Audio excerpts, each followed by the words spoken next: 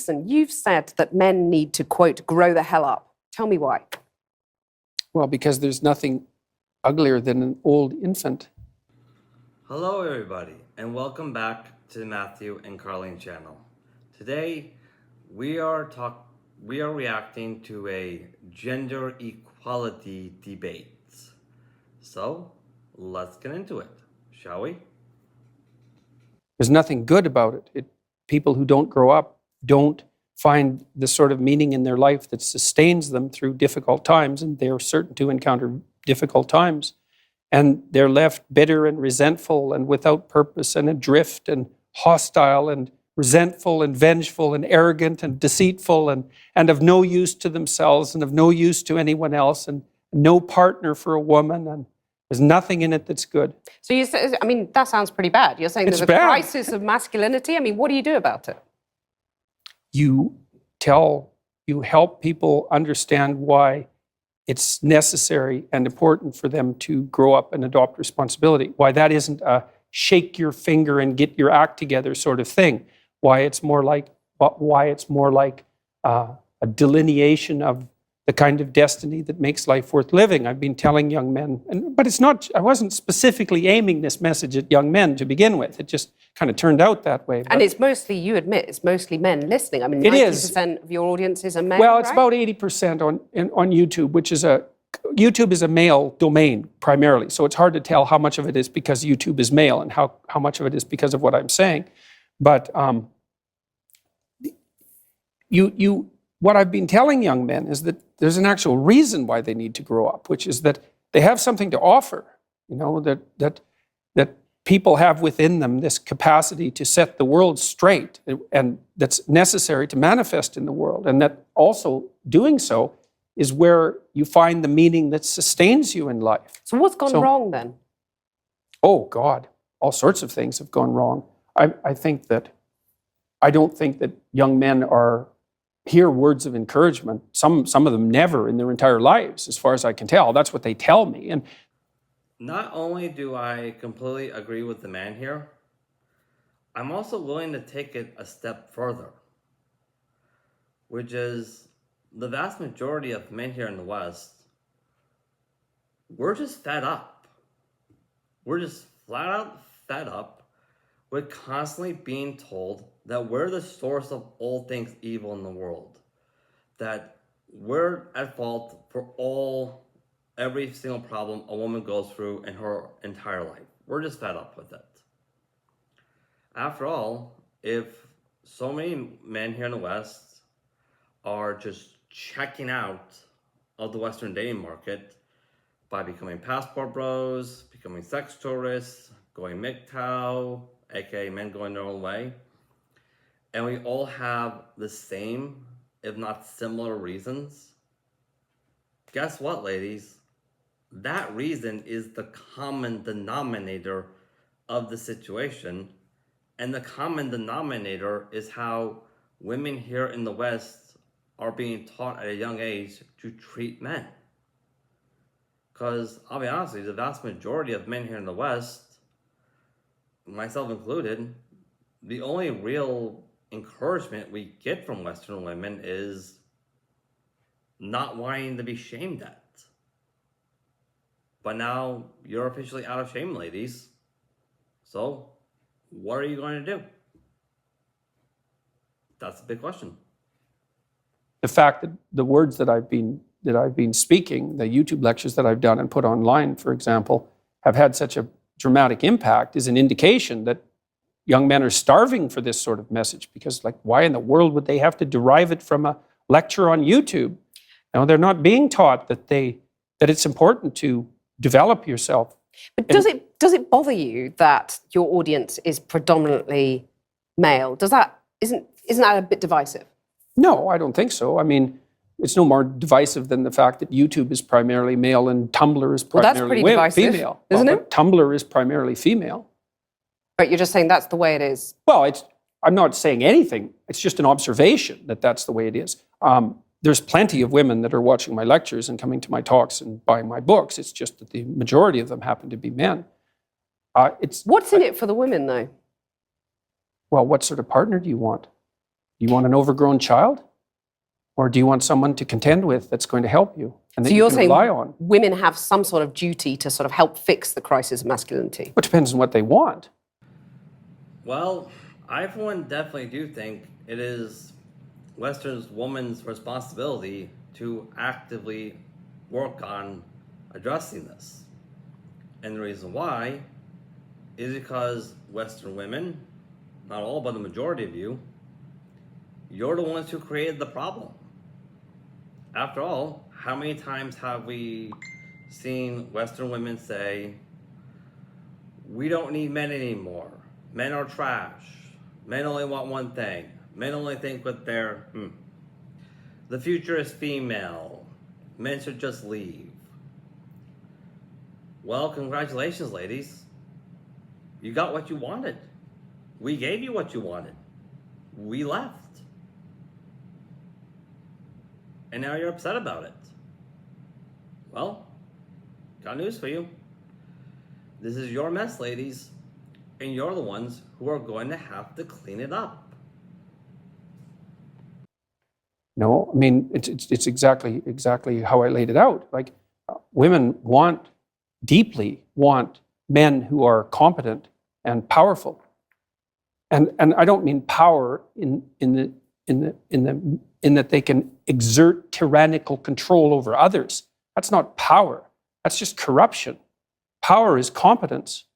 And why in the world would you not want a competent partner? Well, I know why, actually.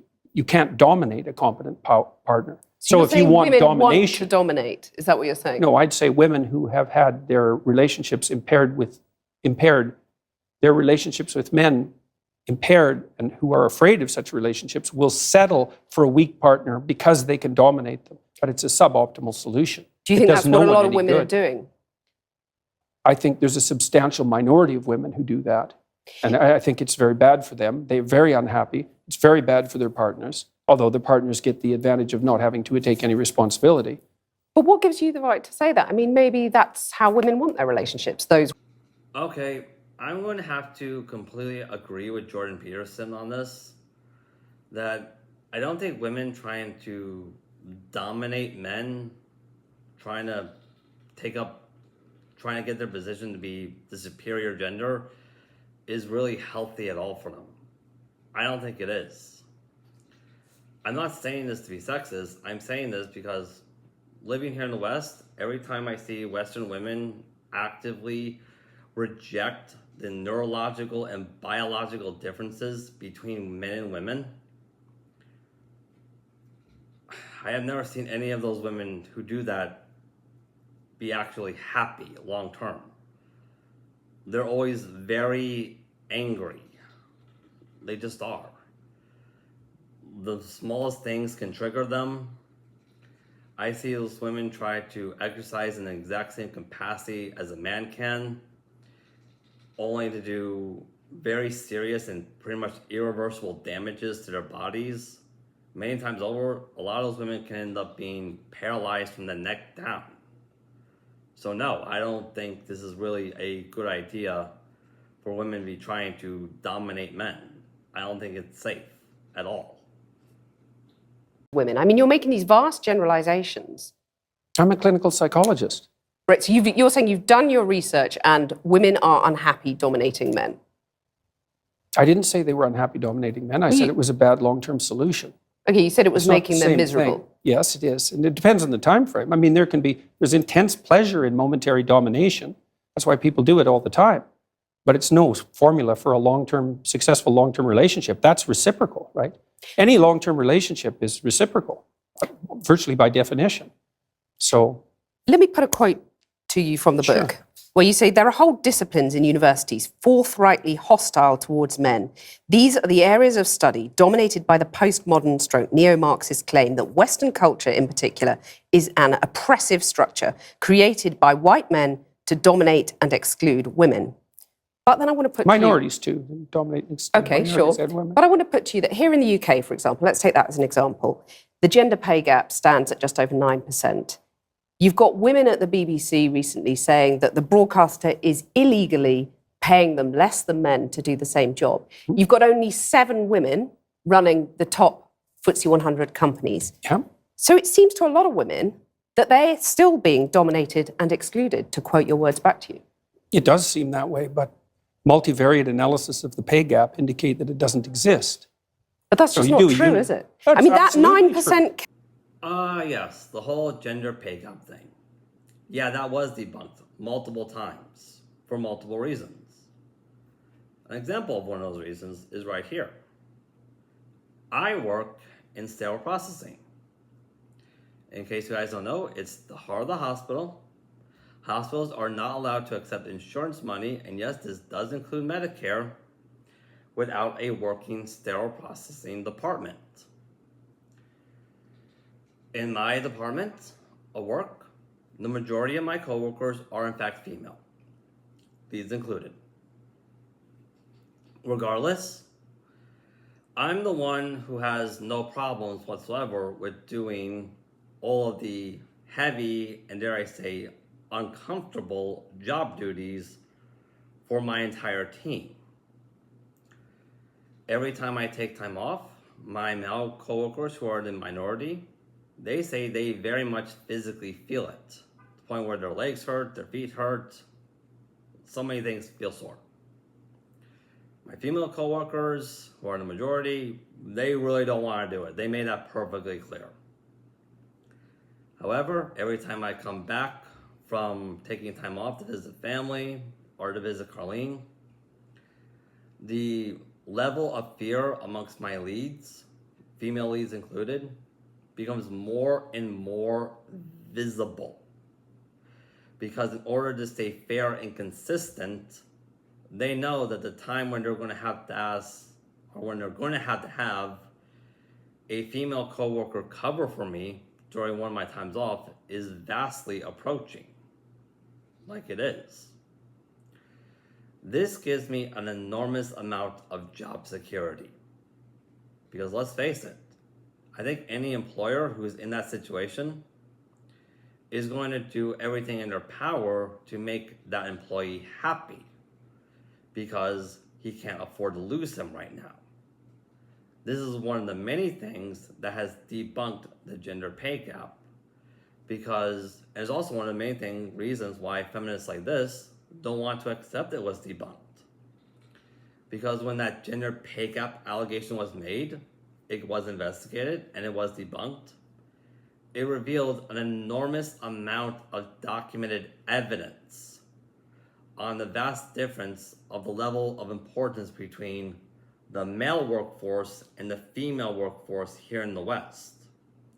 To the extent where if the male workforce went on strike for just 3 days, we would be spending 3 decades cleaning up the mess. The way our current economy is clearly a cut and dry example of the starting point of that happening. Where if the female workforce went on strike, well, another country has already experienced that, and it actually helped that country's economy because jobs were getting done, quite literally. Pay gap, that's a gap between median hourly earnings between men and women. But there's that exists. but there's multiple reasons for that. One of them is gender, but it's not the only reason. Like if you're a social scientist worth your salt, you never do a univariate analysis. Like you say, well, women in aggregate are paid less than men. Okay, well, then we break it down by age, we break it down by occupation, we break it down by interest, we break it down by personality. But you're saying basically it doesn't matter if women aren't getting to the top, because that's what's skewing that gender pay gap, isn't it? You're saying, well, that's just a fact of No, life. it's saying Women it aren't doesn't necessarily matter. going to get to the top. No, I'm not saying it doesn't matter either. You're saying I'm it's a saying fact there are of life. multiple reasons for it. Yeah, but and they those aren't being reasons, taken into why account. should women put up with those reasons? Well, I think your pay should be a reflection of your work. If documented evidence is revealing that the vast majority of men are working a lot harder at the same jobs than the vast majority of women, because they're the ones who are willing to take on the burden of the heavier and, dare I say, uncomfortable duties of that job, that man needs to be paid more, because that's the revenue he developed by taking up those difficult burdens. Why should women be put up with it? content I'm not not saying to that get they to the should top? put up with it. I'm saying that the claim that the wage gap between men and women is only due to sex is wrong. And it is wrong. There's no doubt about that. The multivariate analysis have been done. So I can give you an You keep example. on talking Wait- about wait a second. multivariate analysis. Let me give you an but example. I'm saying that 9% pay gap exists. Yeah. That's a gap between men and women. I'm not saying why it exists, but it exists. Now, Yeah, but if you you're a have to say woman, why that it seems exists. pretty. You see? She says she doesn't care about the reasons why. She just want to know, like, hey, this is happening. Well, guess what, madam? You need to know the reasons why in order to address it. That's how you address problems and situations, is understanding the reason why it's happening. Regardless, this is a trying example of why so many men, myself included, have no problems anymore with doing YouTube channels like this. Because we know you're not going to listen to us. We already know that. So we don't really see any real point in pretending that you will. Unfair. You have to say why it exists. But do you agree that it's unfair? If you're a woman, Not necessarily. and on average you're getting paid 9% less than a man, that's not fair, is it? It depends on why it's happening. I can give you an example. Okay. There's a personality trait known as agreeableness. Agreeable people are compassionate and polite. And agreeable people get paid less than less agreeable people for the same job. Women are more agreeable than men. Again, a vast generalization. Some It's not women a are not more generalization. agreeable than Yes, men. that's true, but that's right. And some women get paid more than men. So you were saying that by and large, women are too agreeable to get the pay rises they deserve. No, I'm saying that that's one component of a multivariate equation that predicts salary. It accounts for maybe 5% of the variance, something like that. So surely the you need about answer- another 20, you need about another 18 factors, one of which is gender. And there is prejudice, there's no doubt about that, but it accounts for a much smaller. Okay, that's all we have time for today, everybody. If you like this content, by all means, like, subscribe, hit that notification bell, leave a comment. It really helps us out. It really does. Have a nice day, y'all.